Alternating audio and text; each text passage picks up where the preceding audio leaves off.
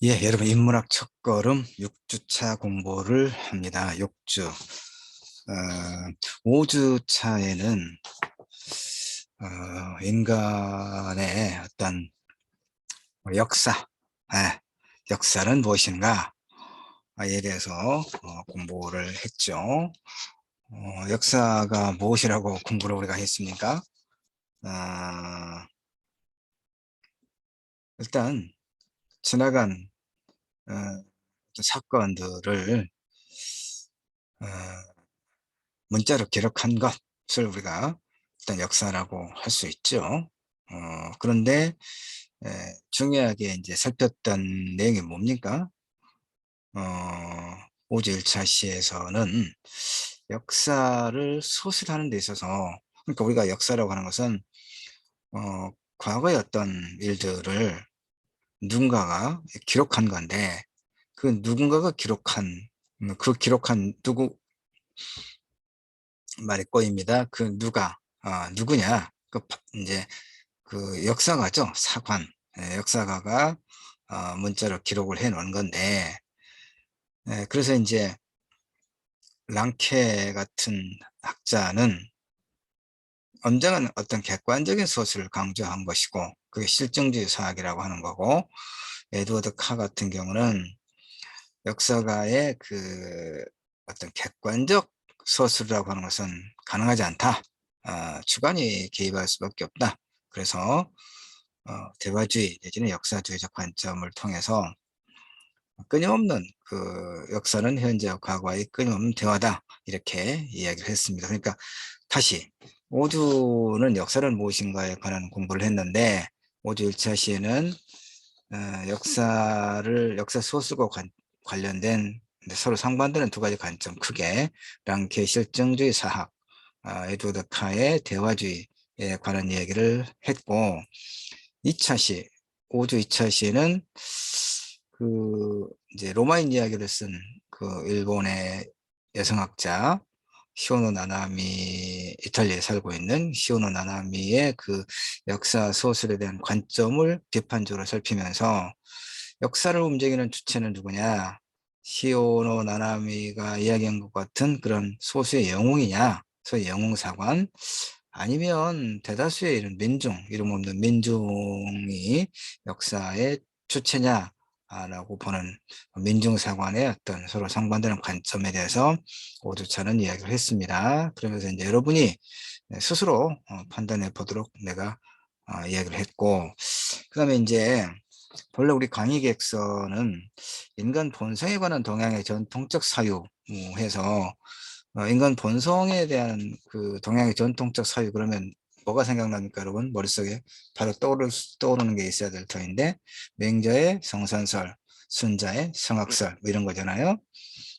근데 이제 사실은 나중에 이야기하겠지만, 본래 수업에서 이야기하겠지만, 인간의 그 본성이라고 하는 것이 선하다, 악하다 이렇게 그것만 가지고 규정하기는 어렵습니다. 그래서 서구의 서양의 철학 사상가들은 굉장히 많은 사람들이 인간의 본성에 대해서 뭐라고 얘기를 합니다.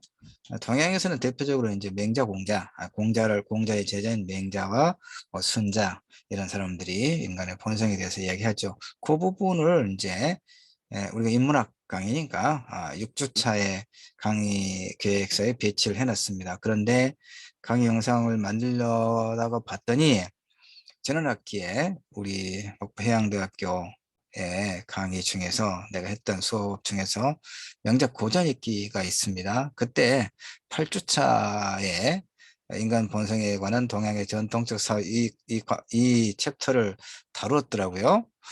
50분씩 50분씩. 그래서 내용이 똑같아. 그래서 이제 여러분에게 양해를 구하고 그 부분은 8주차에 이미 만들어진 거고 똑같은 내용이니까, 뭐 굳이 내가 같은 우리 학교니까, 우리 국립목포해양대학교니까 8주차에, 원래 강의계획서에는 6주차에 인간 본성에 관한 동양의 전통적 사유가 되어 있는데 8주차에 그걸 좀 바꿨어요. 8주차로 밀었어요. 알겠죠?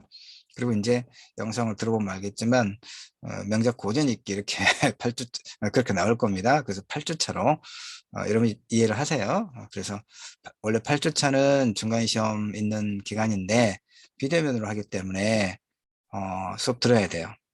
수업은 듣고 이제 과제물은 대체 과제물로 리포트로 6주차에 내가 안내를 할 겁니다. 단톡을 통해서. 그 다음에 이 클래스에도 이제 올려놓고 그럴 겁니다. 그런데 지금 이제 그래서 6주차 인간 본성에 관한 동양의 전통적 사유는 8주차에 하겠다 이런 말입니다. 좀 길게 설명했어요. 설명을 해줘야 되니까.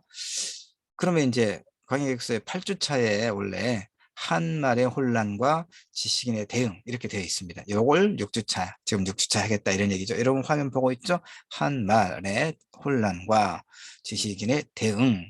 나라가 이제 조선 500년이 일본 제국주의자들한테 이제 나라를 국권을 상실했잖아요. 그 한말의 혼란과 그때 이제 지식인들 어떤 대응을 했는가. 그러니까 이제 역사와 관련된 공부라고 보면 되겠어요. 이 6주도. 예. 5주에 이어서. 예. 그래서 이제 8주 인간 본성 역사, 지금 7주도 역사거든요. 사실은 루신의 중국의 현대문학의 아버지인 루신의 대표작 악규정전과 서세 동점의 역사 이렇게 돼 있기 때문에 5주, 7주, 8주, 이제 6주를 이렇게 인간 본성이니까 좀 역사 공부를 하다가 좀 그 배치가 사실은 잘못됐기도 했어요. 그래서 이걸 8주로 옮기고 6주는 한말의 혼란과 지식인의 대응, 7주는 루신의 악규정전과 서세 동점 역사 이렇게 하고 8주에 인간 본성에 관한 동양의 전통적 사유 이렇게 하면 자연스러울 것이다. 이런 얘기입니다. 알겠죠, 여러분? 자, 그래서 이제 한말의 혼란과 지식인의 대응 6주 1차 시 합시다. 1차 시 50분, 2차 시 50분 이렇게 합니다. 1교시 50분, 2교시 50분. 예. 자, 여러분 보일지 보입니까? 이게 이제 그 매천 황현이 황현에 관한 이야기입니다. 매천 황현 선생, 매천 황현이 지은 여러 권의 책이 있는데 그중에 이제 내가 가지고 있는 게 매천이 황현의 호입니다. 아호. 매천야록 이게 매천 황현이 한자로 지은 것을 이제 우리말로 그 현대 국어로 번역한 건데 이 책이 962쪽까지 있습니다. 962쪽. 예, 그래서 내가 또 논문을 쓰느라고 이 책을 또 사서 보고 그랬거든요. 그런데 이제 보면 이 슬라이드가 이제 51페이지 분량입니다. 그렇게 뭐 좀 51페이지 분량이니까 예, 그런데 이제 좀 설명을 하면서 그 자료 보면서 설명을 하지요. 자, 이 사람이 이제 매천 황현입니다. 매천 어떻게 이미지가 어떻습니까? 나하고 비교해서 심영희 교수하고 비교해서 어떻습니까? 이미지가 이 매천 황현 선생은 아주 깐깐하게 생겼죠. 깐깐한 선비입니다. 저는 어떻습니까, 여러분? 부드러운 남자죠. 부드럽습니다. 예, 부드럽죠. 매천항현 선생, 그 완고한 주자학자입니다. 예, 주자학이 뭐냐? 공자와 맹자의 그런 철학 사상을, 특히 공자의 사상을 이제 그 주나라의 주희라고 하는 학자가 이제 그 주석을 단 겁니다. 주석을 풀이를 한 거다 이 말이에요. 사실 공자는 책을 남기지 않았어요. 우리가 논어라고 알고 있죠. 공자가 했던 말을 수록한 책이 논어잖아요. 그건 공자가 직접 쓴 게 아니라 공자의 제자들이 이제 공자 사후에 죽은 이후에 그 스승을 기리면서 이제 그 여러 제자들이 기억을 더듬어서 이렇게 공자가 이렇게 이야기했다라고 적어 놓은 게 논어입니다. 그러니까 추희는 이제 그런 것들을 바탕으로 그 공자의 사상을 해석을 하는데 추희만 한 게 아니란 말이에요. 그런데 조선에서는 이 주희의 공자의 철학 사상에 대한 주희의 그 주석을 하나의 바이블, 성서처럼 받아들입니다. 이게 주자학입니다. 성리학이라고도 하고. 음. 그러니까 그 공자의 그 말에 대한 철학 사상에 대한 해석 중에서 가장 경직된 해석이 그 주자학입니다. 주의 해석입니다. 다시 말해서 조선시대 500년의 이데올로기는, 즉 조선시대의 통치 이념은 주자학이에요. 주자학. 응? 주자학. 공자의 사상의 주석 해설을 덧붙인 주희의 그런 철학 사상이 그 주자학, 성리학이라는 이름으로 조선시대 500년을 이제 국가의 통치 이념이었다, 이런 얘기입니다. 그런데 가장 완고했다는 이야기는, 조선시대는 굉장히 당쟁이 많이 일어났잖아요. 서로 이제 그 반대파들, 정권을 잡으면 반대파를 뭐 영모니 뭐니 해서 다 죽여버리잖아요. 귀양도 보내고. 그럴 때 특히 이제 그런 것 관련해서 이 주희의 공자의 철학 사상에 대한 주위의 해석에 다른 해석을 하면 사문난적이라고 이름을 붙여서 귀양을 보내고 삼족을 멸하던 그런 시기가 조선시대입니다. 물론 17세기 후반기에 가면 이제 많이 흐트러지긴 하는데, 자, 다시 내가 무슨 얘기를 하냐면, 이 그 광양, 전라남도 광양 지역에 살았던, 원래 태어나기는 서울 쪽에서 태어났는데 저희 할아버지 고향이 광양이에요. 전남 광양. 그러니까 어려서 이제 광양으로 와서 삽니다. 이 매천 황해안 선생은. 근데 내가 지금 무슨 이야기를 계속하고 있냐면, 이 초상화죠. 굉장히 꼬장꼬장 하잖아요. 그 완고한 주자학자, 유학자였다, 이런 얘기입니다. 근데 시골 선비예요. 좀 이따 이야기할 겁니다. 미리 이제 사전 설명을 내가 하는 까닭은, 내가 이제 그 역사는 무엇인가를 설명하는 지난 5주차에도 그런 얘기를 했을 것 같은데, 했죠. 근데 하여튼 누군가의 철학 사상이나 문학 텍스트를 제대로 해석하기 위해서는, 이해하기 위해서는 그가 살았던 당대 사회 역사적 맥락, 그다음에 그가 어떤 관점으로 당대를 읽어냈는가를 이해하는 것이 굉장히 중요하다, 이 말이에요. 같은 시대를 살았던 사람이라 할지라도 그 시대를 어떤 관점으로 읽어냈는가에 따라서 해석이 다르겠죠. 역사 소설이 다르지 않겠습니까? 자, 그렇습니다. 하여튼 이 매춘황현 선생은 시골 선비입니다. 벼슬하지 않고, 거의 벼슬하지 않고 시골에서, 시골 광양에서, 지금이야 뭐 인터넷 시대니까 시간과 공간을 초월해서 그 제약이 없이 이 지구상에서 일어나는 모든 뉴스를 이 언론 보도를 통해서 접할 수 있고, SNS를 통해서 언론에서 다루지 않거나 그런 이야기들을 또 아주 뭐 얼마든지 우리가 실시간으로 확인하고 또 내 의견을 밝힐 수도 있고, 그런 시대죠. 그러나 이제 이 매천 황해에 살았던 한말은 그런 그 정보통신이 거의 없던 시대 아닙니까? 예.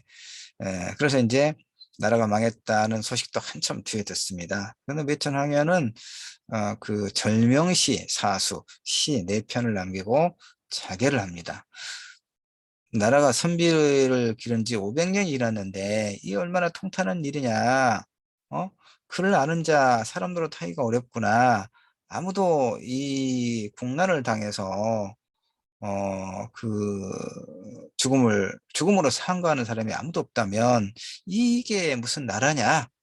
우리가 예전에 이게 나라냐, 이런 그 촛불 집회할 때 많이 했는데, 황해선에서 그렇게 하고 죽어버립니다. 내가 배설하지 않았기 때문에 그 조선 왕조에 내가 빚진 게 없다, 은혜를 입은 게 없다. 그럼에도 불구하고 조선의 선비 한 사람으로서 나라를 잃어버린 것을 통탄한다라고 이제 이렇게 이야기를 하고, 절명시 유서처럼 시를 4편을 써놓고 죽어버려요. 어떻게 죽느냐? 마당에 그 양귀비, 지금은 양귀비 재배하면 안 되죠. 그게 뭐 마약류의 원료가 되니까.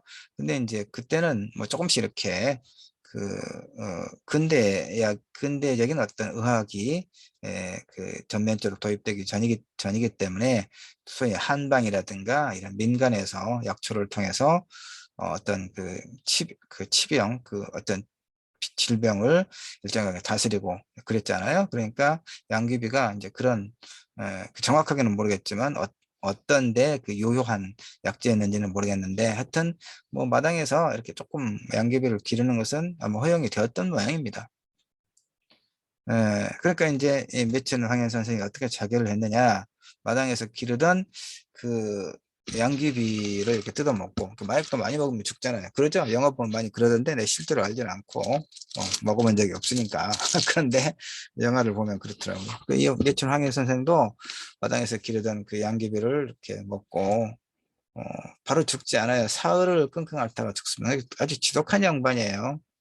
힘들면 이렇게 그 소위 토해내고 위세청하고 좀 살 수 있을 텐데 거의 고집스럽게 사흘을 끙끙 앓다가 죽어버립니다. 예. 그런 의미에서 그렇게 볼 때 이제 나라가 어지럽고 혼란하고 무능하고 부패하는 그 벼슬아치들이 나라를 망하게 하고 그랬잖아요. 근데 이제 매천황현 선생은 그 벼슬하지 않았음에도 불구하고 지식인 한 사람으로서 나라가 망했다는 소식을 듣고 스스로 목숨을 버리는 것으로 그런 오역의 역사에 한거했던 분입니다. 그러니까 지식인의 올곧은 지식인의 한 표상으로 우리가 볼 수 있어요. 그러나 또 이렇습니다.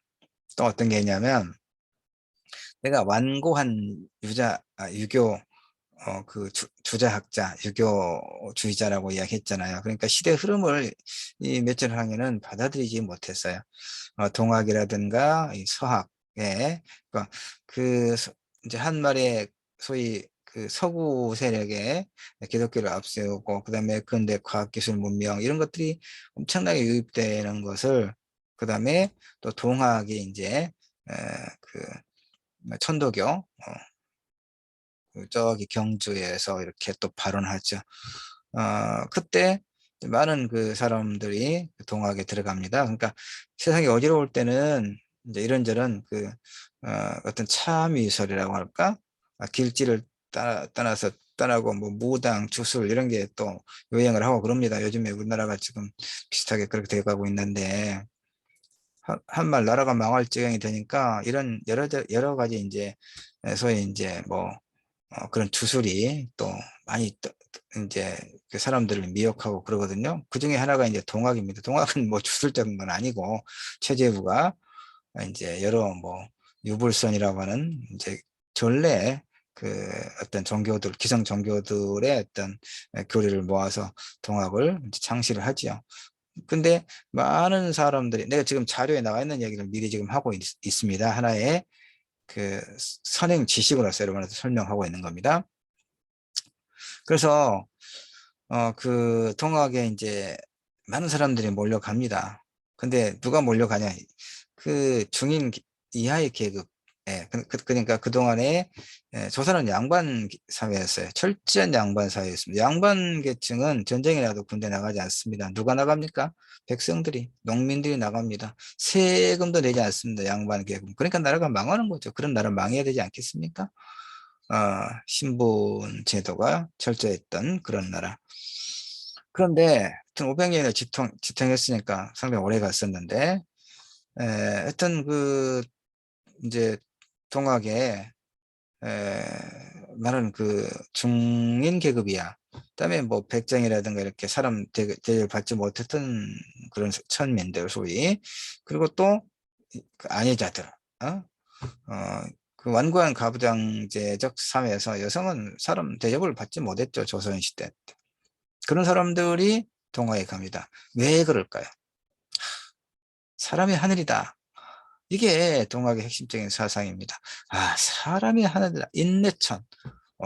이 남녀도 반상도 양반과 상민의 구분도 없는 거예요. 그러니 아녀자라고 천대받고 백정이라고 천대받고 그랬던 사람들이 양반과 상민의 구별이 없고 남자와 여자의 구별이 없다라고 하니까 얼마나 좋았겠어요. 그 동학에 몰려갑니다.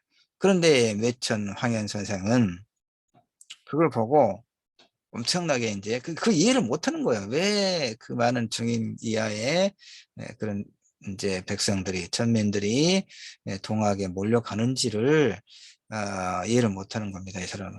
동학농민 전쟁도 하나의 역모다, 역적들의 반란이다라고 이야기합니다. 이 사람은. 왜 그럴까요?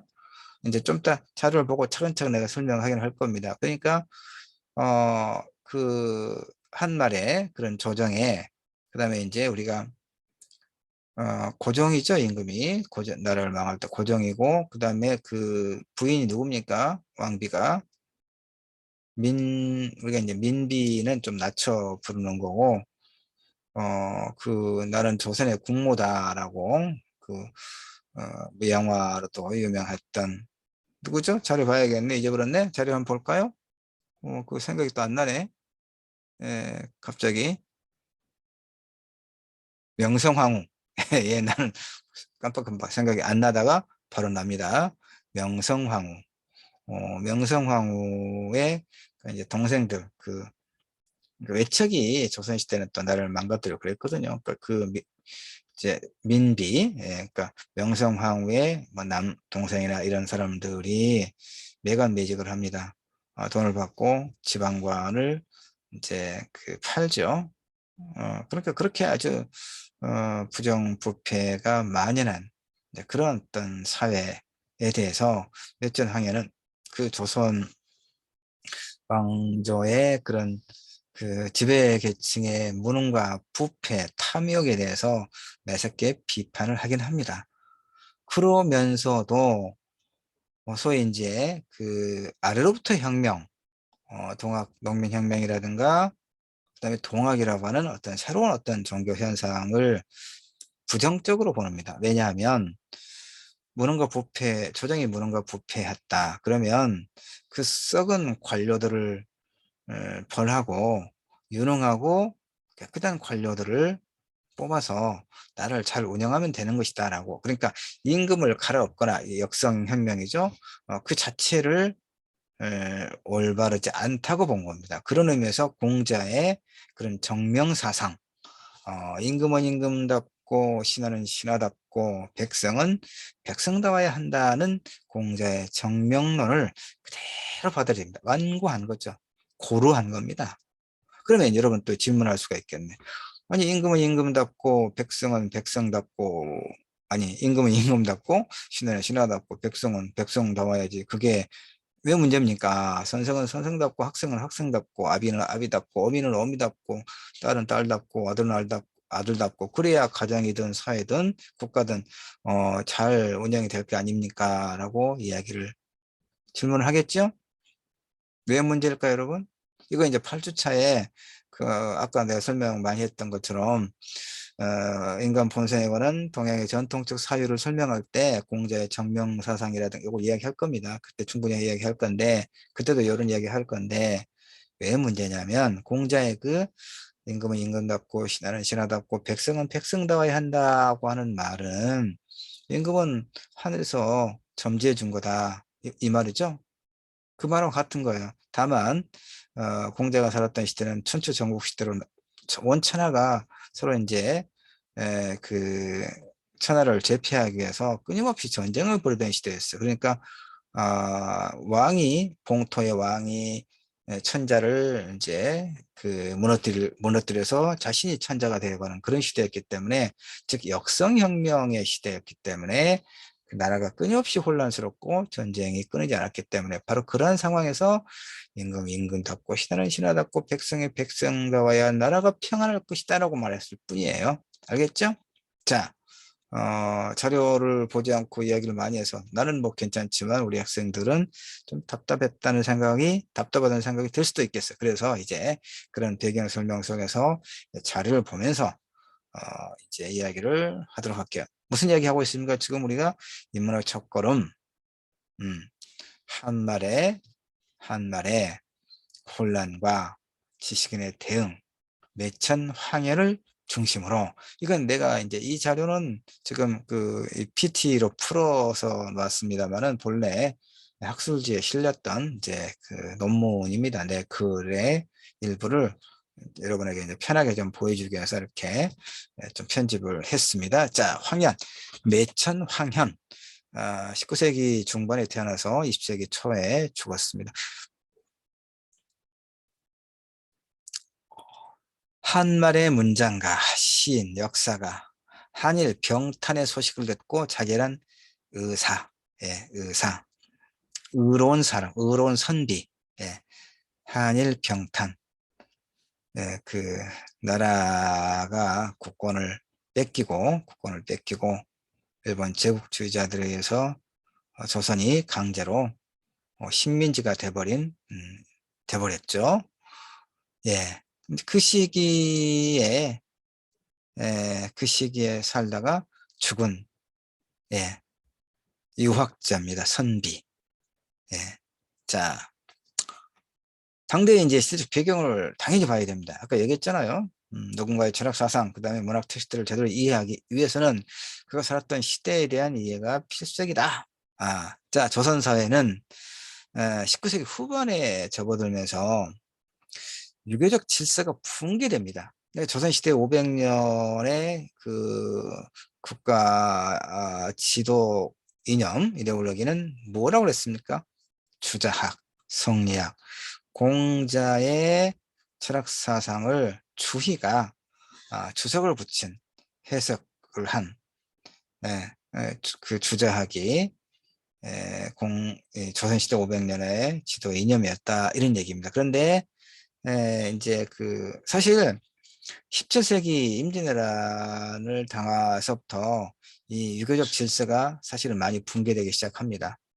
17세기 임진왜란과 장유재란이 만 7년이나 일어납니다. 그때 우리가 다 알다시피 임진왜란이 일어나니까 그 선조는 의주로 도망쳤잖아요. 중국으로 망명 도망가려다가 이제 그것까지는 못하고 그러니까 임진왜란, 정유재란 7년 동안의 조선 산하가 엉망진창이 된 거죠. 엄청나게 많은 사람이 죽고 그럴 때 이제 소위 임금이 백성들을 놔두고 도망가 버리니까 백성들 사이에서 일정하게 깨우침이 일어나는 겁니다. 이 임금을 신처럼 여겼던 그런 신념 체계가 붕괴되기 시작하는 거예요. 그래서 17세기 후반에 들어서 그 민중의식이 대두됐다, 성장하기 시작했다, 이렇게 이야기하거든요. 근데 19세기까지 이제 넘어가면 이 유교적 질서가 거의 붕괴됩니다. 정치 사회는 엄청나게 혼란이 오고요. 삼정이라고 하는 이제 이런 뭐 조세 제도라든가 뒤에 또 설명할 겁니다. 이런 기본적인 어떤 제도가 매우 문란해지고요. 자연재해도 계속 일어나고 전염병은 지금 우리가 자연재해는 이제 뭐 가뭄이라든가 뭐 홍수라든가 이런 것이죠. 전염병은 이때는 콜레라가 한 200년 정도의 좀 자료에 있을지 모르겠는데 한 200년 정도의 그러니까 한꺼번에 10만 명 이상의 백성들이 떼죽음을 당한 전염병이 200년 동안 조선 후기에 200년 동안에 4번 이상이 일어납니다. 4번인가 6번인가 일어납니다. 그 병이 콜레라였습니다. 콜레라. 음. 그리고 곳곳에 밀란. 그럼 이제 백성들이 무능하고 부패한 조정과 지방관의 탐악, 수탈에 견디지를 못하고, 그래서 이제 벼랑에 몰리면 이제는 삽 들고 죽창 들고 일어날 수밖에 없는 거죠. 그러다가 또 많이 죽습니다. 성공한 밀란이 없어요, 우리나라에. 예. 그런 이런 상황입니다. 19세기 후반의 조선 사회는 엉망진창입니다. 아비규환. 예. 아비가 귀환하는 게 아니고 아비규환. 헬조선, 지옥도입니다. 거기에 더해서 제국주의 세력이 그러니까 프랑스, 뭐 미국, 일본, 뭐 러시아 이런 세계 열강들이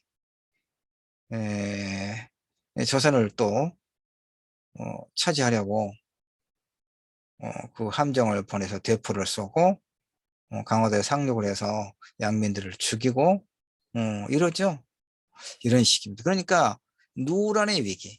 계란이 눕혀져야 안전하죠. 계란을 세우면 위태롭지 않습니까? 누란의 위기.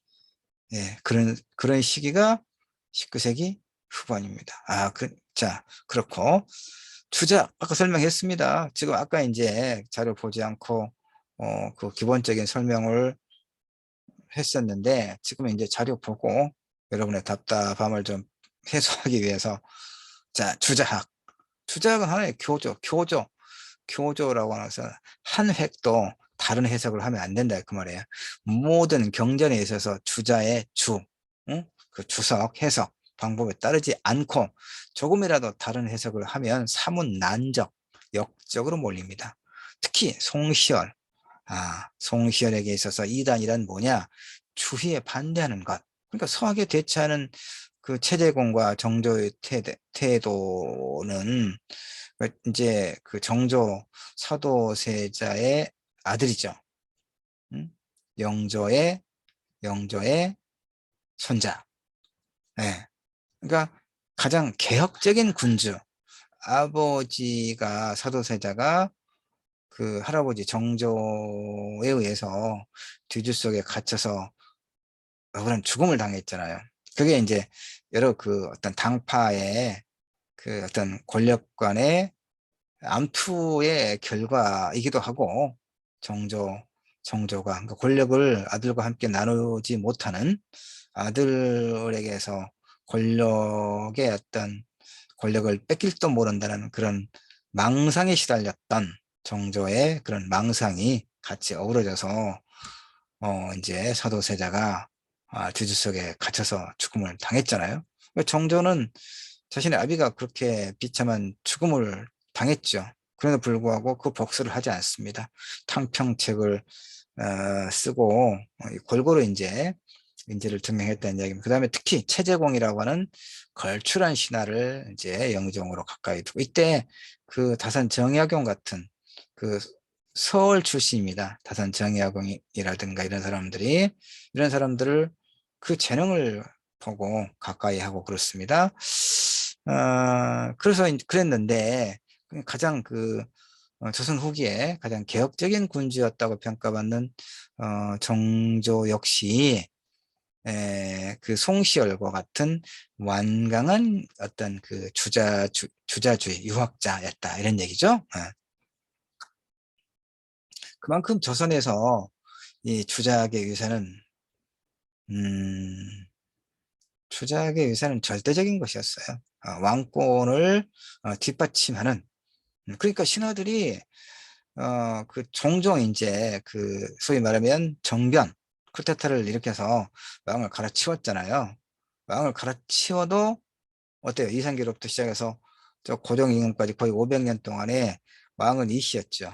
왕의 자리에서 쫓기는 사람들은 뭐 연산군, 광해군 또 누구 있습니까? 몇 있죠. 그러나 그 이시성의 왕가에서 왕을 세웠단 말이에요. 사돈네 팔촌에다가 찾아가지고 이를테면 그러니까 역성혁명은 그 불선한 것. 그러니까 이 주작이라고 하는 것은 바로 아까 공자의 철학사상을 해석한 걸 말하잖아요. 역성혁명을 부정하고 있는 그런 소위 공자의 정명론에 바탕한 완고한 주작이다 이런 얘기입니다. 조선조의 유학자였던 황현 아까 봤죠? 황현 역시 천주교에 대한 강력한 탄압을 대원군의 가장 큰 업적으로 꼽습니다. 그러니까 대원군은 또 이제 그 고종의 아버지였죠. 그래서 일정하게 또 대원군을 제치고 개혁 정책을 그러니까 대원군이 있고 소위 이제 그 명성황후가 있고 그 다음에 이제 대원군이 있고 고종이 있고 이렇게 서로 권력의 추가 왔다 갔다 하고 거기에 청나라와 일본과 이런 여러 세력들이 또 서로 이렇게 얽혀 있고 그러죠.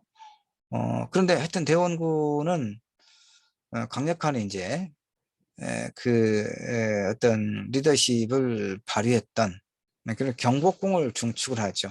근데 나라 재정이 어려운데 돈을 이렇게 경복궁을 짓기 위해서 돈을 이제 돈 있는 사람들로부터 돈을 거두고 또 백성들을 이제 노동에 종사하고 그러니까 원성이 하늘을 찌르는 거죠. 그것을 또 기화로 대원군은 이제 권좌에서 물러나고 그렇습니다. 그런데 이제 대원군이 여러 가지 어떤 조치를 취하는데 또 대원군 하면 떠오르는 게 뭡니까? 쇄국, 쇄국, 쇄국.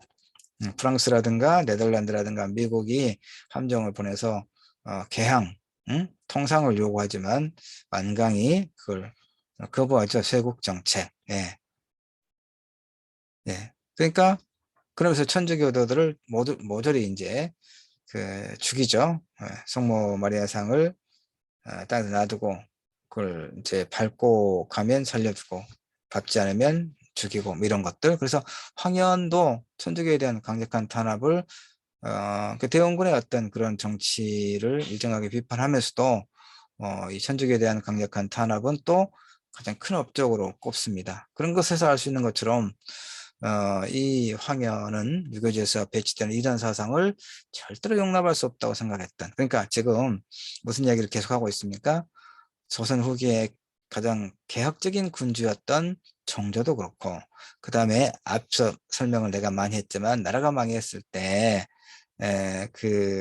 나라가 선비를 기른 지 500년이 되었는데 얼마나 통탄스러운 일이냐라고 절명시를 남기고 스스로 죽음으로써 그 나라가 망한 데에 대한 어떤 치욕스러움에 저항했던 그런 매우 올곧은 선비로 추앙받고 있는 내천 황현마저도 완강한 이런 주자학의 이데올로기에 갇혀 있었다 이런 얘기입니다. 알겠죠? 음. 그만큼 주작은 19세기 후반에 가면 일정하게 이제 와해되긴 하지만 어쨌든 그 전까지 조선 사회를 지배했던 통치 이념이면서 이건 지배층의 국가를 운영하는 데 있어서 통치 이념이면서 백성들에게 그만큼 생활의 원리로 내재화되어 있다 이런 얘기죠. 알겠죠? 그만큼 이런 어떤 국가의 이데올로기라고 하는 것이 에, 그 엄청난 그러니까 국가를 지도하는 사람들이 갖고 있는 어떤 그런 이념, 정책적 신념이라고 하는 것이 그 나라에 살고 있는 사람들에게 엄청난 영향을 끼치는 겁니다. 그러니까 대통령을 잘 뽑아야 돼요. 예, 넘어가겠습니다. 국회의원도 잘 뽑아야 되겠죠. 지방의원은 없어도 될 것 같은데. 예. 자, 그럼에도 불구하고, 뭐가 불구하고, 19세기 후반까지 완고한 어떤 주자학, 유교의 그런 이데올로기가 작동되고 있다, 이런 얘기죠. 그럼에도 불구하고, 19세기, 그 다음에 18세기, 18세기, 19세기쯤 되면, 이 국가가 작성한 호구조사에서 이미 유교적 질서를 근간으로 하는 신분제 사회 구조가 붕괴되는 것을 볼 수 있습니다. 이를테면 이거죠. 지배층이 그 사회의 다수를 차지하면 이미 지배층이라고 볼 수 없죠. 그러겠죠. 당시 호적을 18세기 호적을 살펴보면 18세기 후반에 이르러서 그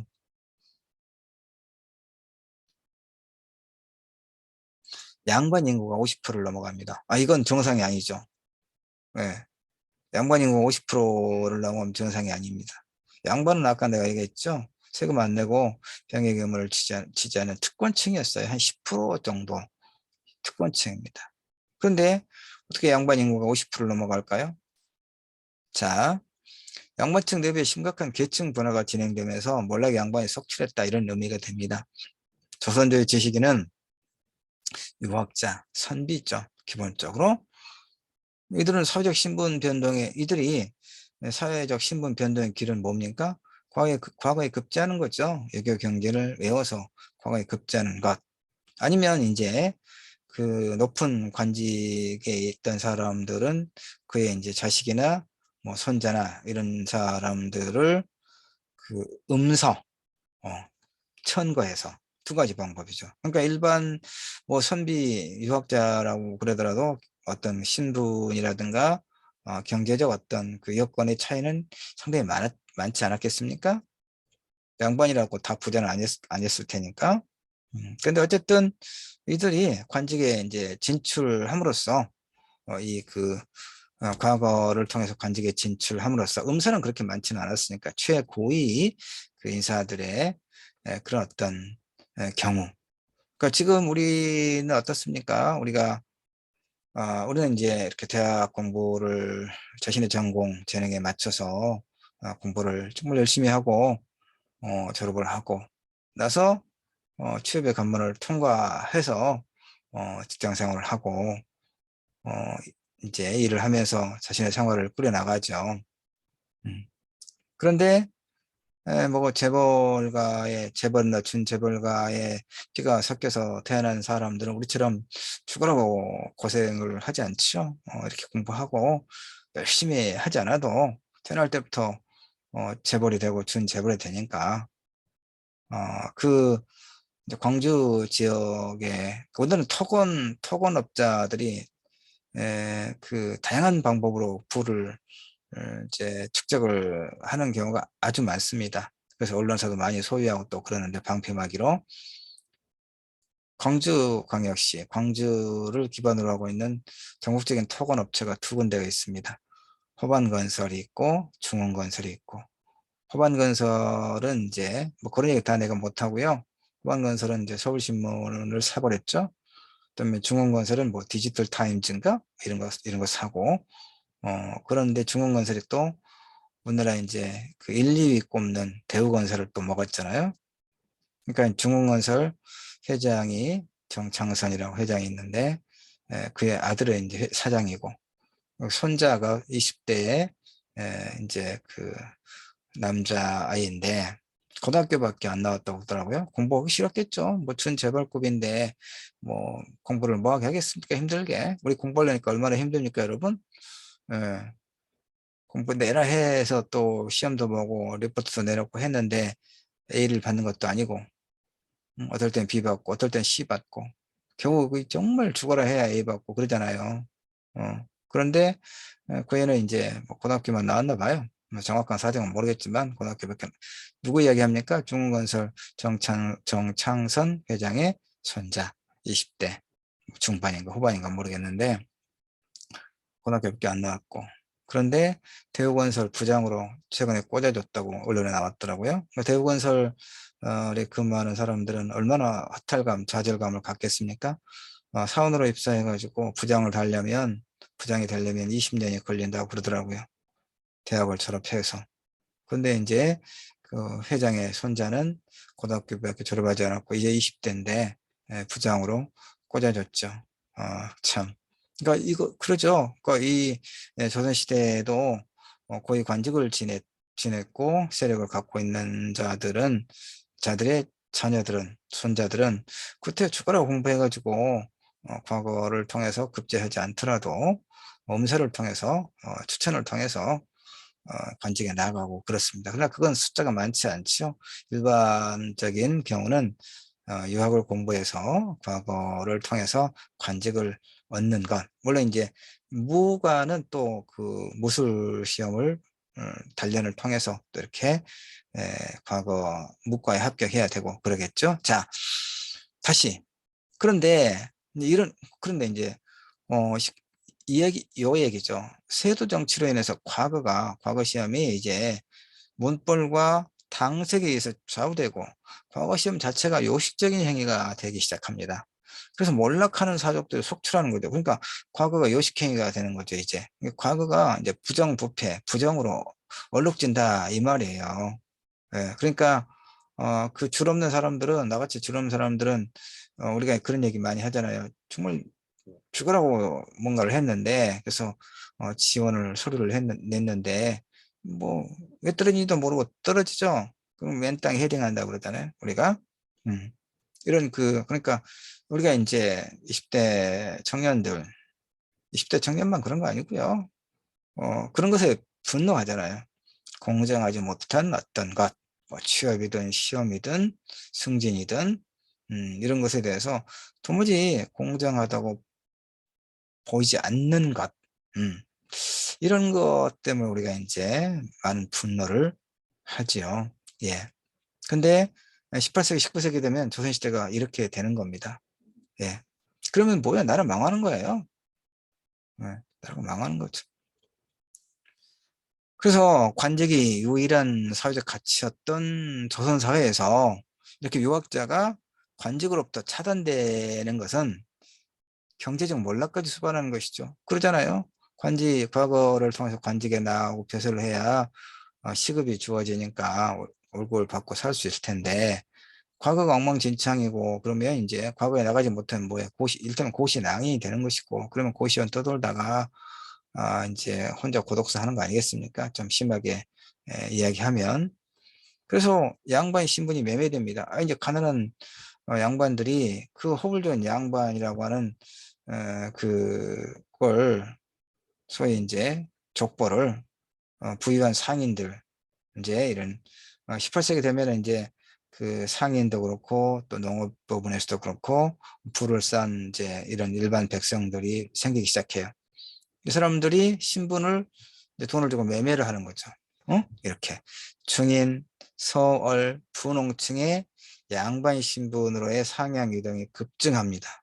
몰락한 양반들은 돈을 받고 그 양반 신분을 이제 팔아 넘기는 거죠. 그래서 18세기 후반쯤 되면 아까 얘기했잖아요. 조선시대의 양반 인구가 50%를 넘어가는 겁니다. 그럼 이미 이제 이 유교적 질서는 붕괴되었다고 말할 수 있겠죠? 예. 경제력이 있었던 분홍들은 납속이나 모록 등을 통해 납속, 죄를 면하기 위해 돈을 바치고, 벌금 뭐 형이다 그럴까요? 모록은 뭡니까? 사실이 아닌 것을 사실인 것처럼 기록하. 이런 걸 통해서 합법 또는 비합법적인 수단으로 신분 상승을 취하기도 이루기도 했다. 이런 얘기입니다. 온갖 불법과 부정이 이제 사회에 만연하게 되는 거죠. 망할 징조가 보이는 겁니다. 사실은 서구 열강의 그런 어떤 내가 이제 이 황현, 매천 황현과 관련된 자료를 보면서 논문을 쓰다가 이제 생각하게 된 게 이겁니다. 우리는 이제 조선 왕조가 500년이 망하고 일제 일본 제국주의자들에게 강제로 나라를 뺏긴 것은 당연히 원통한 일이고, 그 35년 동안 일본 제국주의자들에 의해서 많은 사람들이 죽고 끌려가고, 그 다음에 나라를 되찾겠다고 만주로 중국으로 가서 무장 독립운동을 하면서 굶주리고, 또 그 중국인들 만주인들로부터 또 그 멸시를 당하고, 그래서 열악한 상태에서 일본군들을 공격했다가 또 엄청나게 보복을 당해서 사람들이 죽음에 이르고, 이런 걸 생각하면 너무나 이제 가슴 아프죠. 그런데 다른 면에서 보면 그 18세기, 19세기에 조선의 내부적인 상황만 본다면 나라가 망할 수밖에 없는 그런 여러 상황들이, 객관적 상황들이 드러납니다. 물 한 모금만 할게요.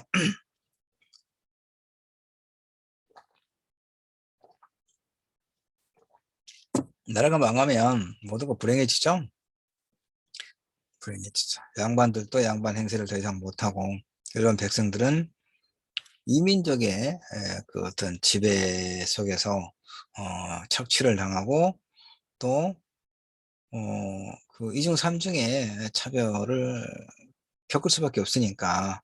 그런데 이런 자료를 쭉 보면요, 그 조정도 무능하고 부패하고, 또 매관 매직을 통해서 지방관을 그 자리를 얻은 자들은 그 단기간에 자신들이 냈던 돈 이상의 돈을 또 소위 그 뽑아야 되니까 지방에 와서 엄청나게 많은 그 백성들의 재산을 약탈을 하고, 이런 일이 비일비재합니다.